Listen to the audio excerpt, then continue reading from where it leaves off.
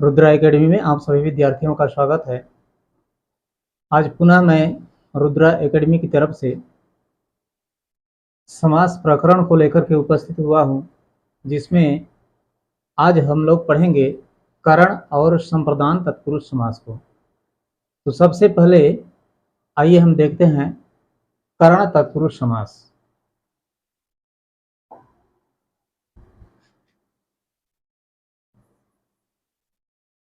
करण तत्पुरुष समास। करण तत्पुरुष समास।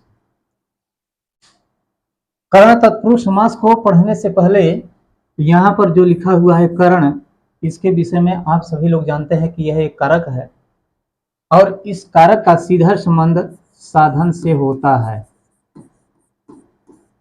करण कारक का सीधा संबंध साधन से होता है। दूसरी बात, यह जो तत्पुरुष समास है यह कारकाधारित समास है। इस बात को पहले ही बता दिया गया है कि तत्पुरुष समास कारकाधारित समास है, यानी तत्पुरुष समास को कारकों के आधार पर विभिन्न भागों में बांटा गया है, जिसमें से एक है करण तत्पुरुष समास। इसका पहचान है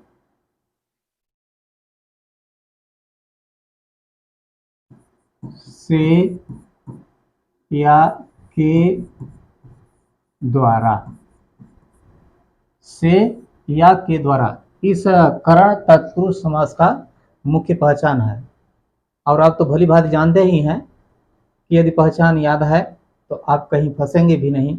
इसलिए हर एक समास जो कि मैं पढ़ा रहा हूं या आप जो भी पढ़े हैं उसका पहचान आप हमेशा अपने ध्यान में रखिए। ठीक, यह पहचान होता कहाँ है? आप जानते हैं कि समास के दो भाग होते हैं। जो सामासिक पद होता है उसके दो भाग होते हैं। पहले भाग को पूर्व पद और दूसरे भाग को उत्तर पद कहा जाता है। जब किसी सामासिक पद का हम समास विग्रह करते हैं तब जाकर के समास विग्रह के साथ यह जो पहचान है हमारे सम्मुख प्रदर्शित होता है, यानी दिखाई देता है। उसके पहले सामासिक पद में वह लुप्त होता है, यानी छिपा हुआ होता है। ठीक है, तो इसके लिए हम कह सकते हैं कि यदि समस्त पद का समास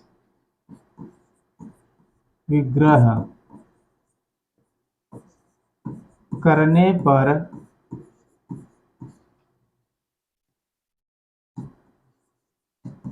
प्रथम पद के बाद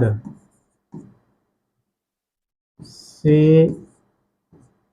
या के द्वारा प्रयुक्त हो तो वहाँ करण तत्पुरुष समास होता है। ठीक है, यदि समस्त पद का समास विग्रह करने पर प्रथम पद के बाद यानी दूसरे पद के पहले, प्रथम पद के बाद और दूसरे पद के पहले, कहने का मतलब दोनों पदों के ठीक बीचों बीच में यदि ये दो पहचान में से कोई एक पहचान दिखाई देता है तो वहां करण तत्पुरुष समास होता है। लेकिन किंतु यह से जो है, से का प्रयोग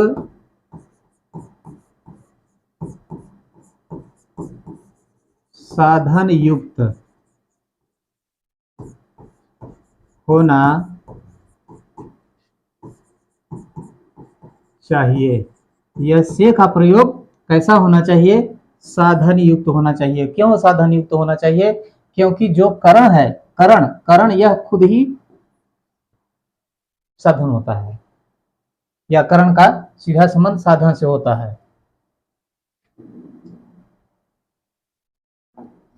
ठीक, ध्यान दीजिए, हमने अभी करण तत्पुरुष समास के अर्थ को बताया है। इसमें एक बात भली भांति आपको ध्यान में रखना चाहिए कि अपादान का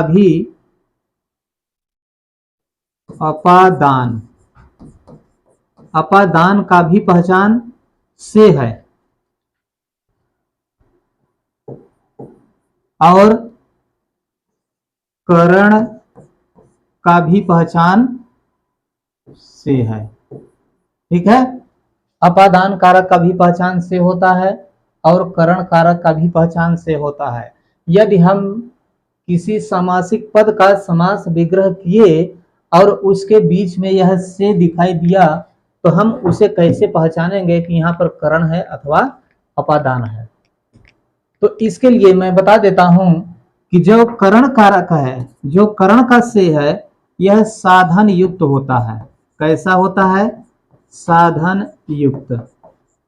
ठीक, यह साधन युक्त होता है। और जो अपादान होता है इसमें अलगाव का भाव होता है। अलगाव, अपादान जो होता है इसमें अलगाव का भाव दिखाई देता है। मतलब दोनों पद एक दूसरे से अलग होते हुए से प्रतीत होते हैं। और जो करण है, करण का जो से है वह साधन युक्त होता है।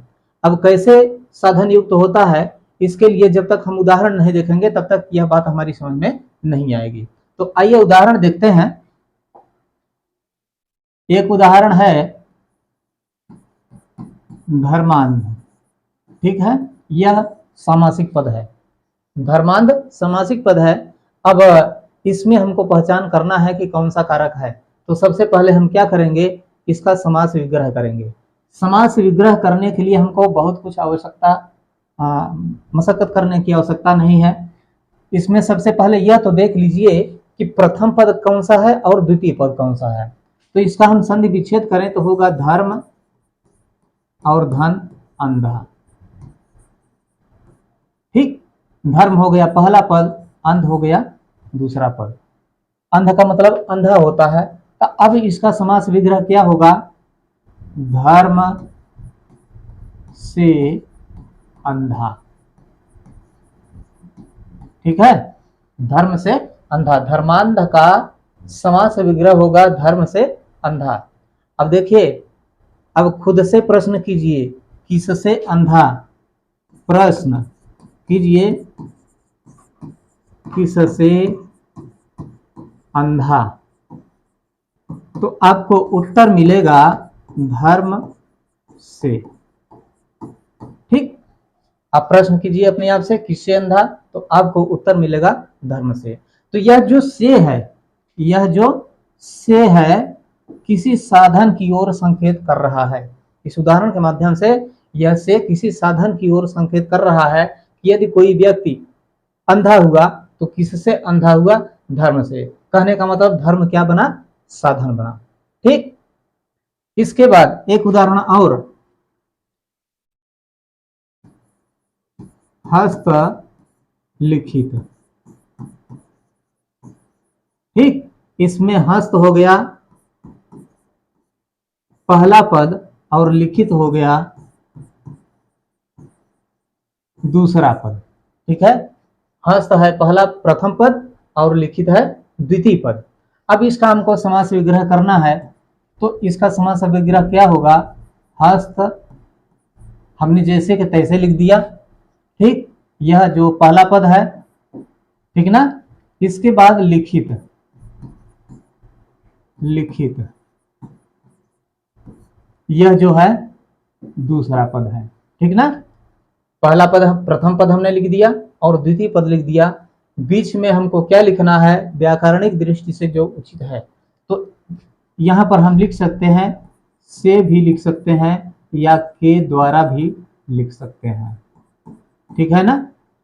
अब जब हमने समास विग्रह कर दिया तो इसमें एक पहचान हमको दिखाई दिया जो करण कारक का है। करण कारक का पहचान क्या है? यह से, यह के द्वारा। यह दोनों पहचान हमको दिखाई दे रहे हैं। कब? जब हस्तलिखित समासिक पद का हमने समास विग्रह किया तब यह पहचान हमको दिखाई दिया। इसी पहचान से हम कह सकते हैं कि यहाँ पर करण तत्पुरुष समास है। ठीक। अब दूसरी बात, जो जैसा कि हमने पहले ही बताया है कि करण कारक साधनात्मक होता है, मतलब कि करण कारक का जो से है वह साधन की ओर संकेत करता है। ठीक है। अब इसका थोड़ा परीक्षण हो जाए। अब खुद से प्रश्न कीजिए किससे लिखित। ठीक, तो आपको उत्तर मिलेगा हस्त से।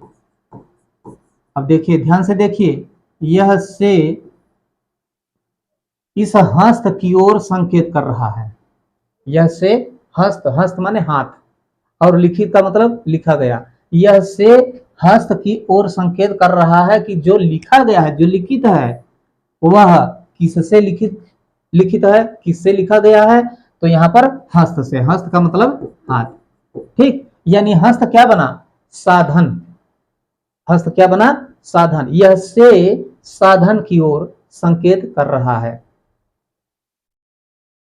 इन दोनों उदाहरणों को पढ़ने से हमें एक चीज ज्ञात हुआ। क्या ज्ञात हुआ? प्रथम पद बराबर साधन।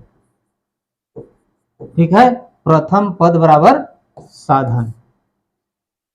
दोनों उदाहरणों के माध्यम से हमको यह एक नया ज्ञान प्राप्त हुआ है कि जो प्रथम पद होता है वह साधन होता है, जिसके माध्यम से कोई क्रिया संपन्न की जाती है। आई बात समझ में? फिर से देख लीजिए, प्रथम पद वह साधन होता है जिसके माध्यम से कोई क्रिया संपन्न की जाती है। ठीक। अगली बात, हमने बता दिया कि करण तत्पुरुष समास का पहचान से या के द्वारा होता है, लेकिन वह पहचान, उसका प्रयोग कैसे होगा, कहाँ होगा, कब होगा, तो इसके लिए नियम निर्धारित है। उस नियम की ओर भी थोड़ा हम लोग ध्यान देंगे। तो यह नियम है, नियम यदि समस्त पद के द्वितीय पद में पीड़ित दत्त रचित कृत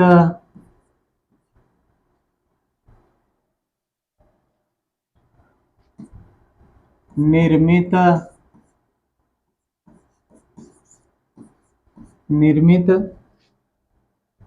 जन्य ग्रस्त साध्य हीन व्याकुल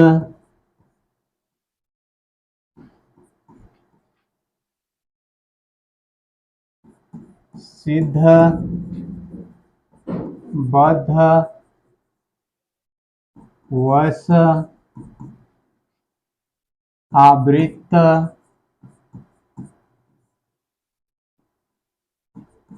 आदि हो तो प्रथम पद के साथ से या के द्वारा प्रयुक्त होता है। ठीक, इसका नियम है, मतलब कि करण तत्पुरुष समास का जो पहचान होता है वह कहाँ रहता है या उसका प्रयोग कैसे होता है, उसके लिए यह नियम निर्धारित है कि यदि समस्त पद के द्वितीय पद में, कहाँ, द्वितीय पद में, प्रथम पद में नहीं, द्वितीय पद में पीड़ित दत्त रचित कृत निर्मित जन ग्रस्त साध्यहीन व्याकुल सिद्धबद्ध वश आवृत आदि हो, तो प्रथम पद के साथ किसका प्रयोग होता है? से या के द्वारा का प्रयोग होता है। कहने का मतलब कि यदि कोई भी उदाहरण दिया हुआ हो, कोई समासिक पद परीक्षा में पूछा हो और उसमें समास पहचान करने की बात हो, तो उसमें इस बात को देख लीजिए कि यहाँ से लेकर यहाँ तक जो लिखा हुआ है, क्या द्वितीय पद में इनमें से कोई एक शब्द है अथवा नहीं है। यदि इनमें से कोई एक शब्द है तो कुछ नहीं करना है, प्रथम पद लिख दीजिए, द्वितीय पद लिख दीजिए और बीचों बीच में यानी प्रथम पद के ठीक बाद चाहे इस निशान को लगा दीजिए, चाहे इस निशान को लगा दीजिए। ठीक, क्यों? क्योंकि यही करण तत्पुरुष समास का पहचान है।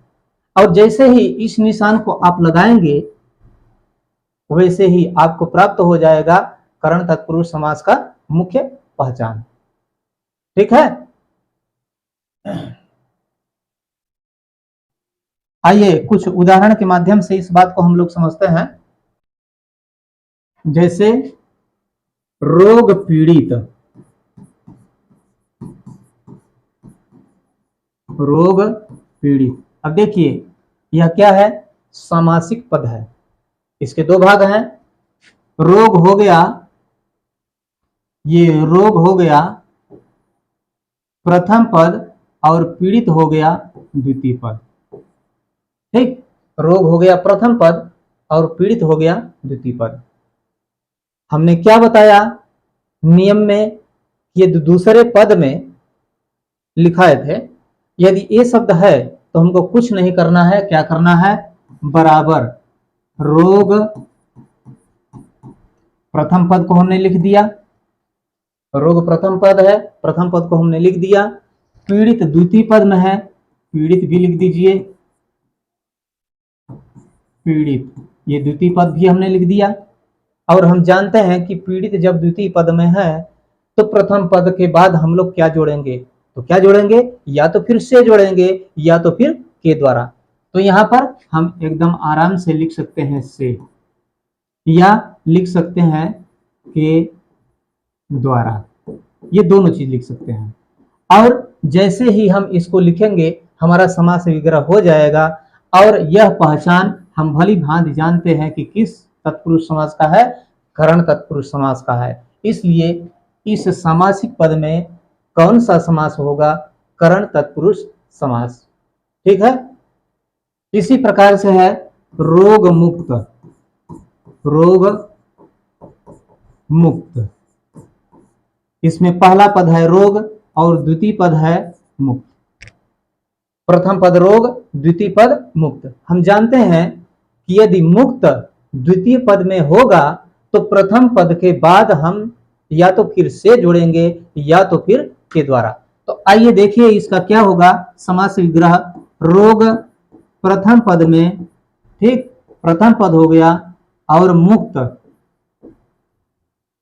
मुक्त द्वितीय पद हो गया। हमने लिख दिया रोग प्रथम पद, मुक्त द्वितीय पद। ये समास विग्रह करने का तरीका मैं बता रहा हूं, ठीक है ना। अब हमको क्या करना है? हम जानते हैं कि मुक्त द्वितीय पद में है, तो हमको कुछ नहीं करना है, केवल यह करना है कि बीच में यानी प्रथम पद के बाद हमको क्या लिखना है? या तो फिर इसको लिख देना है या तो फिर इसको लिख देना है। तो हम यहां पर लिखेंगे से, रोग से मुक्त। ठीक, और या फिर रोग के द्वारा,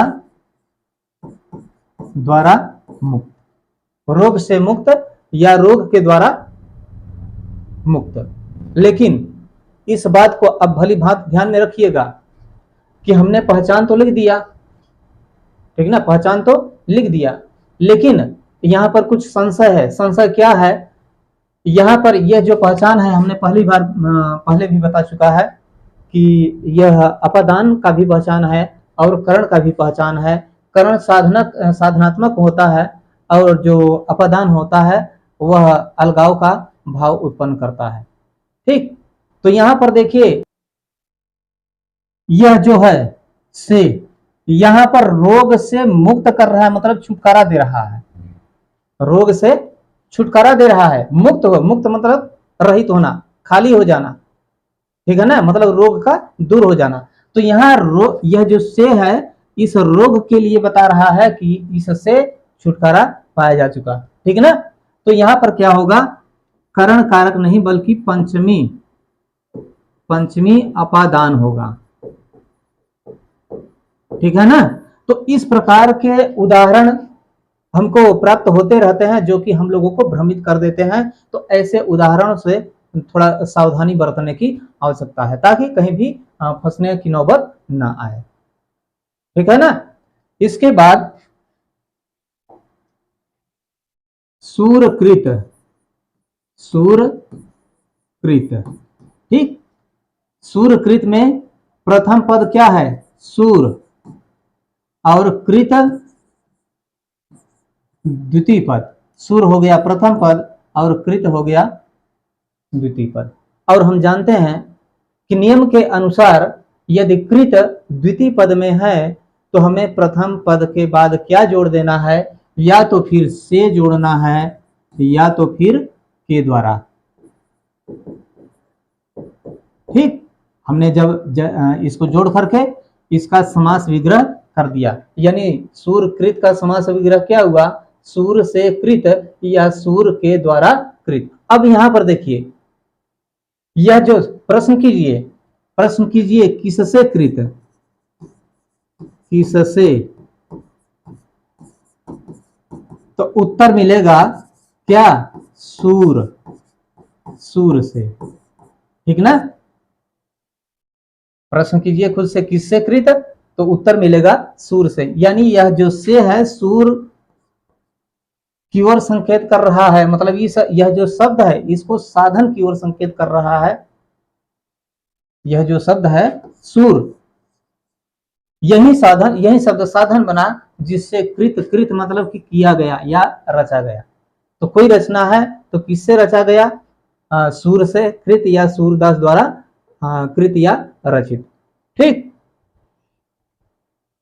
उसी प्रकार से भूखमरा है, हस्तलिखित है, रेल यात्रा है, ठीक। ये सब तमाम उदाहरण है। हमारे समझ से करण तत्पुरुष समास आपको समझ में आ गया होगा। यदि नहीं आया होगा तो कमेंट बॉक्स में अवश्य पहुंचिएगा, और तब हम आगे चलते हैं संप्रदान तत्पुरुष समास के लिए।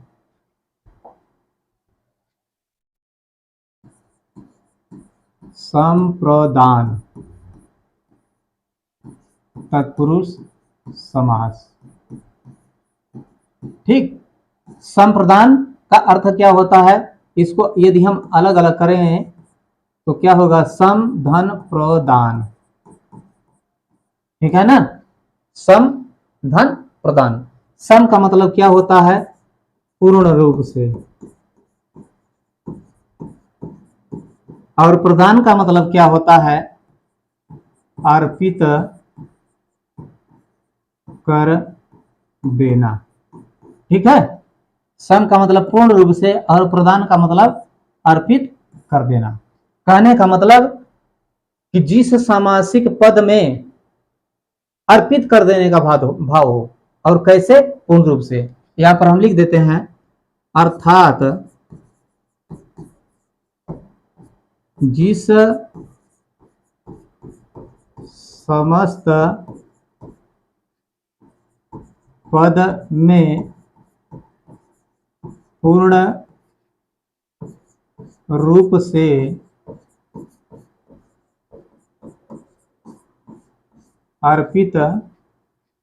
अर्पित कर देने का भाव हो, वहां संप्रदान तत्पुरुष समास होता है, ठीक।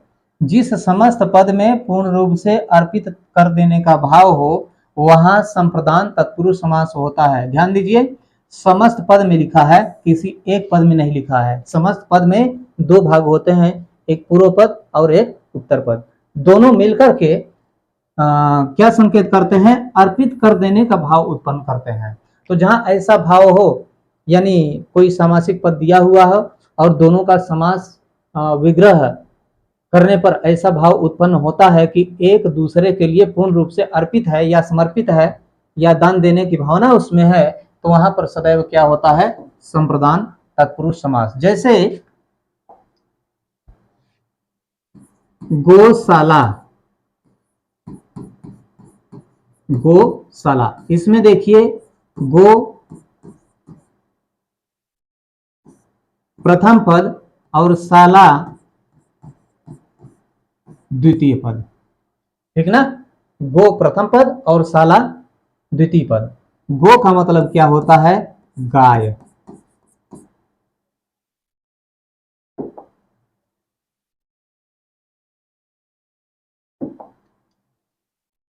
गो का मतलब क्या होता है, गाय। और शाला का मतलब क्या होता है, घर। गो का मतलब गाय और शाला का मतलब घर। अब गौशाला किसको कहते हैं, अर्थ यदि याद नहीं है तो यहां पर फंसने में आपको, मतलब कि इसको हल करने में थोड़ी दिक्कत होगी, फंसने में आ जाएगा। इसलिए मैं बार बार कहता हूं कि हर एक शब्द का जहां तक संभव हो सके अर्थ ज्ञान रखना अति आवश्यक है, ठीक है। तो यहां पर गो माने गाय और शाला माने घर। इसका मतलब क्या हुआ, गाय के लिए घर, ठीक ना। यहां पर हम कुछ नहीं करेंगे, यहां पर केवल लिख दें के लिए, ठीक ना। गो के लिए शाला, ठीक ना। अब देखिए यह जो पहचान हमको दिखाई दे रहा है, यह संप्रदान कारक का पहचान है के लिए। और अर्थ और परिभाषा हमने क्या बताया कि दोनों पद मिल करके एक दूसरे के समर्पण की भावना को प्रस्तुत करते हैं, तो वहां पर संप्रदान तत्पुरुष होता है। घर तो है, हमारे पास भी घर है, आपके पास भी घर है, लेकिन इस यहाँ पर जिस घर की बात चल रही है वह किसके घर की बात चल रही है, गो की, मतलब गाय के घर की बात चल रही है। तो यह घर पूर्ण रूप से समर्पित किया गया है किसके लिए, गाय के लिए। कहने का मतलब गाय के अलावा, पशुओं के अलावा उसमें दूसरे कुछ नहीं रहते हैं। क्यों, क्योंकि यह घर गाय को पूर्ण रूप से समर्पित की गई है, इसीलिए उसको हम क्या कहते हैं, गौशाला। ठीक उसी प्रकार से स्नान घर, स्नान घर, ठीक, इसमें स्नान हो जाएगा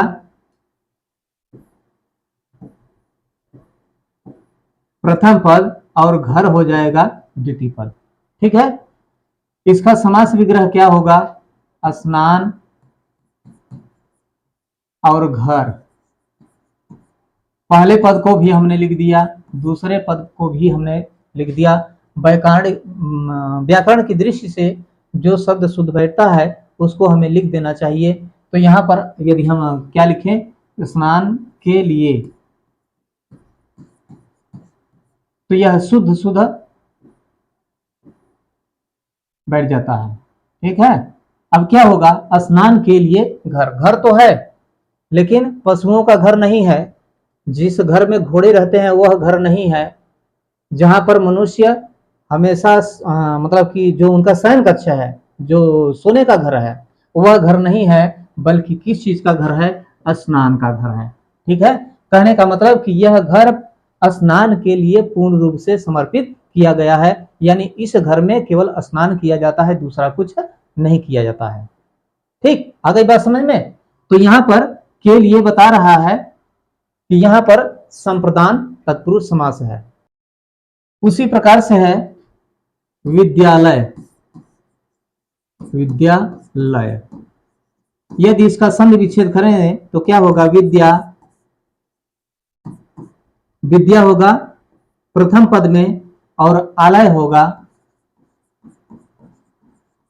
द्वितीय पद में, ठीक, द्वितीय पद में विद्या आलय, ठीक। आलय का मतलब क्या होता है, घर, घर है। देखिए घर की चर्चा वहां भी हुई है, घर की चर्चा यहां भी हुई है, लेकिन हर घर अलग अलग हमको दिखाई दे रहा है। यह दूसरे के लिए समर्पित है, वहां दूसरे के लिए समर्पित है, यहाँ दूसरे के लिए समर्पित है। ठीक है, यहाँ का जो आलय है, जो घर है, वह किसके लिए समर्पित है? विद्या के लिए समर्पित है। ठीक है, तो यहाँ पर हम क्या लिखेंगे? के लिए। ठीक, यह पहचान जैसे ही हमको प्राप्त होता है वैसे ही हम आंख बंद करके लिख देंगे कि यहाँ पर संप्रदान तत्पुरुष समास है। ठीक है, इसी प्रकार से है सचिवालय, ठीक, घुड़साल, देवालय, ये सब जो उदाहरण है सब संप्रदान तत्पुरुष समास के ही हैं। कहने का मतलब कि दोनों पदों के बीच में यदि समासिक पद दिया हुआ है, उसका जब हम समास विग्रह करते हैं और देखते हैं कि दोनों पदों के बीच में यदि यह पहचान हमको प्राप्त होता है, कौन सा पहचान? के लिए, तो वहां पर हमेशा संप्रदान तत्पुरुष समास होता है। ठीक, उसी प्रकार से है जेब खर्च, जेब खर्च, पहला पद क्या है? जेब, और दूसरा पद क्या है? खर्च। द्वितीय पद में खर्च हो गया और प्रथम पद में जेब हो गया। जेब के लिए खर्च, के लिए खर्च, यह पहचान दोनों पदों के बीच में हमको प्राप्त हुआ है। हमने जैसा कि बताया, अभी हमने बताया है कि कोई समासिक पद दिया हुआ है तो उसका हम समास विग्रह करेंगे, और जैसे ही समास विग्रह करेंगे तो यह पहचान जो दिखाई देता है उसी पहचान के आधार पर हम पहचानते हैं कि इसमें कौन सा तत्पुरुष समास है। ठीक है ना, कर्म तत्पुरुष समास है कि कर्ण तत्पुरुष समास है कि संप्रदान है कि अपादान है, इसी पहचान से ही हम पहचानते हैं। तो यह पहचान को हमेशा ध्यान में रखना आवश्यक है। जैसे ही इसका जेब खर्च का हमने समास विग्रह किया, हमको यह पहचान दिखाई दिया जो कि संप्रदान का पहचान है, इसलिए यहाँ पर हम कह सकते हैं कि यहाँ पर संप्रदान तत्पुरुष समास है। ठीक, हमें आशा है कि ये जो कुछ भी हमने अध्ययन किया है वह सारी बातें आपको समझ में आ गई होगी। इसलिए आज की कक्षा यहीं पर समाप्त की जाती है। पुनः मिलेंगे अगली कक्षा में अगले दिन। धन्यवाद।